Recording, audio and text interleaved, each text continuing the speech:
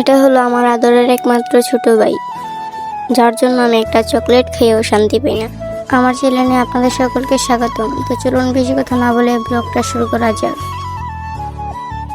কয়েকদিন ধরে পাস্তা খেতে ইচ্ছে করতেছে, কিন্তু বাসায় পাস্তাও নাই, মাংসও নাই, ডিমও নাই, মশলাও নাই। পাস্তা তো আমি বাসায় বানাই নিতে পারবো, কিন্তু ডিম আর মশলা তো আমার দরকার, তাই দোকান থেকে কিনে নিয়ে আসলাম।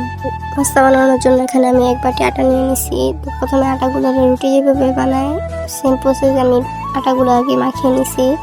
দেন আমি অফ ক্যামেরায় রুটি বানাই নিছি। আমার যে রুটির যে বাংলাদেশের মানচিত্র এতে হার মানাইব।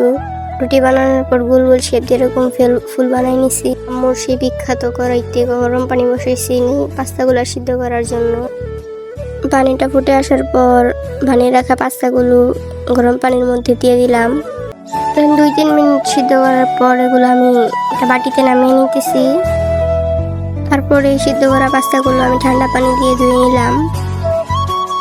দেন ডিম, পেঁয়াজ, মরিচ, মশলা সব কিছু একসাথে ভেজে নিলাম। তারপর সিদ্ধ করে রাখা পাস্তাগুলো এটার মধ্যে দিয়ে কিছুক্ষণ নাড়াচাড়া করে তারপর রেডি হয়ে গেল আমাদের বিখ্যাত পাস্তা। ভিডিওটা ভালো লাগলে লাইক, কমেন্ট, শেয়ার এন্ড আমার চ্যানেলটা সাবস্ক্রাইব করে যাবেন।